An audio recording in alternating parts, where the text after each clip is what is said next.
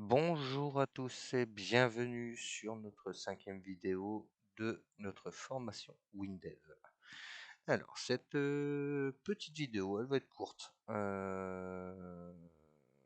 va, on, on va parler des variables. Dans les vidéos précédentes, on a un peu manipulé l'éditeur de code WinDev. D'accord. Et du coup, dans cette vidéo, on va revenir sur les bases de la programmation avec, entre autres sur cette vidéo, la déclaration des différents types de variables. Alors, je vais lancer notre projet pour vous expliquer un peu comment fonctionnent les variables. Hop, voilà. Donc c'était notre projet, ma première fenêtre. Alors, parlons un peu des variables. WinDev, il propose une grande variété de variables, et surtout de types de variables. Ça peut être, ça va du booléen, l'entier, le réel, le monétaire, une chaîne, une date, une heure, une durée, même une date heure, et tout un tas d'autres variables. Alors, la syntaxe est utilisée pour déclarer une variable. On va ouvrir une fenêtre et je vais vous montrer. Pour déclarer une variable, on va simplement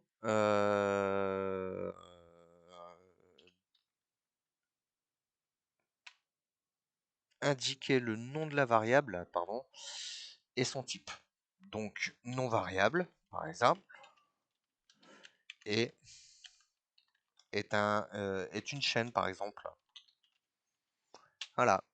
Et là, ma variable, comme vous pouvez voir, il a renommé avec un petit GS avant, d'accord. Donc GS non variable, c'est une variable de type chaîne, tout simplement.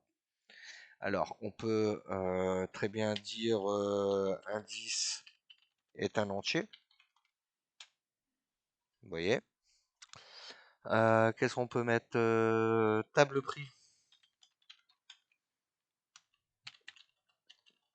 par exemple, est un tableau de 10 monétaires, par exemple. Qu'est-ce qu'on peut mettre compteur. Alors, vous voyez, par contre, on n'a pas le droit aux espaces dans les variables. Faites attention à ça, ça peut engendrer des erreurs. Alors, compteur est un booléen, par exemple, et on peut tout de suite lui attribuer la valeur faux, à savoir que les booléens répondent par vrai ou faux. D'accord. Bien sûr, comme partout dans WinDev, vous pouvez, et je vous le conseille fortement, consulter l'aide en ligne. Et pour les variables, vous tapez le mot-clé simplement sur le site PCsoft. Vous tapez, ou dans l'aide en ligne, hein, directement dans WinDev, recherchez dans l'aide,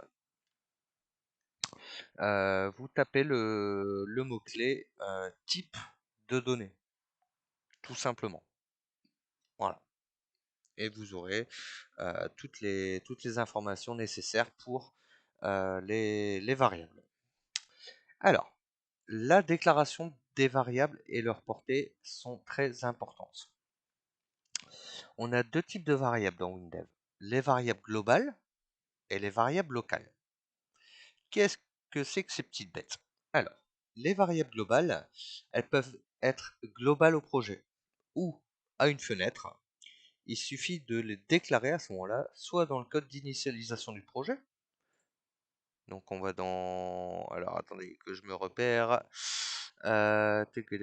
Projet, ici, code. Code du projet. Alors, si à l'initialisation, je dis indice est un entier, je viens de déclarer une variable globale. D'accord? C'est-à-dire que ces variables, ou cette variable, entre autres, indice, elle pourra être utilisée dans tous les traitements du projet et des éléments du projet. Donc dans les fenêtres, dans les états. Alors, vous voyez, là, je l'ai déclaré à l'initialisation du projet. Si je vais dans la fenêtre saisie,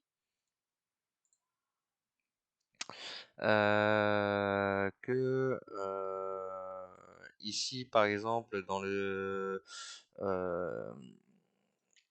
dans le champ SAI texte, si je veux dire que ce champ il est égal à indice, vous voyez qu'on retrouve la variable qu'on a déclarée au début du projet. Elle est accessible de partout, c'est ce qu'on appelle une variable globale. Mais vous pouvez aussi déclarer ici, dans les déclarations globales de la fenêtre, indice est un entier. Alors, le fait de déclarer dans la fenêtre, la variable sera accessible dans tous les éléments de la fenêtre. C'est-à-dire que ce sera accessible aussi bien, vous voyez, hein, j'ai un indice, il est toujours bon. Hein.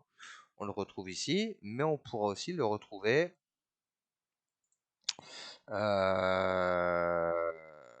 c'était j'ai un indice, vous voyez, égale 13. Voilà. On peut le retrouver n'importe où. Les variables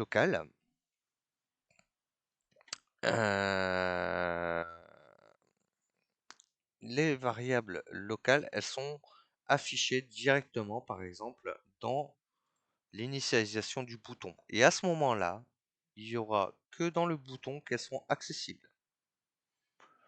D'accord? Toutes les variables qui sont déclarées ailleurs que dans l'initialisation d'une fenêtre ou à l'initialisation du projet, ce seront des variables locales.